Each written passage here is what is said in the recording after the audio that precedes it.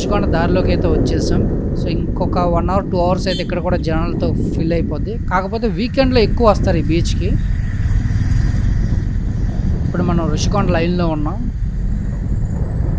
Traffic తక్కువ, ఉక్కపోత ఎక్కువలో ఉంది.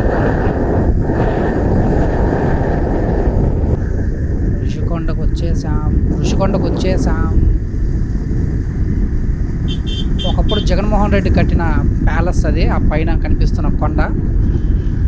యెస్. ఆ కొండంతా జగన్మోహన్ రెడ్డి అప్పట్లో కట్టిన ప్యాలెస్ అది. బావుంటది అది కూడా.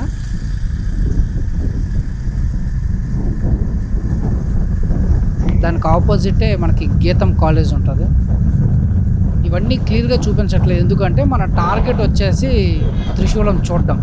వీటన్నిటిని సెపరేట్‌గా చేద్దాం వీడియోస్ మీకు కావాలంటే. ఈ కొండపైన శ్రీ వెంకటేశ్వర స్వామి టెంపుల్ ఉంటుంది. మహా అద్భుతంగా ఉంటుంది. సేమ్ తిరుపతి వెంకటేశ్వర స్వామిని చూస్తే ఎలా ఉంటుందో అలాంటి అనుభూతి ఇక్కడ ఖచ్చితంగా కలుగుతుంది.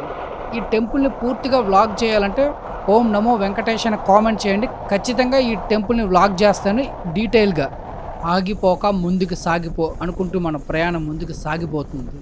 ఋషికొండ దాటుకుంటూ సాగర్ నగర్ దారిలోకి మనం వచ్చేసాం. ఈ సాగర్ నగర్ దారిలో ఇస్కాన్ టెంపుల్ మనకి కనిపిస్తుంది. ఇది చాలా పెద్దది. సూపర్ ఉంటుంది ఈ టెంపుల్ అయితే మాత్రం మామూలుగా ఉండదు. చూసారు ఎంత పెద్దగా ఉందో? బీభత్సంగా ఉంటుంది లోపలికి వెళ్తే.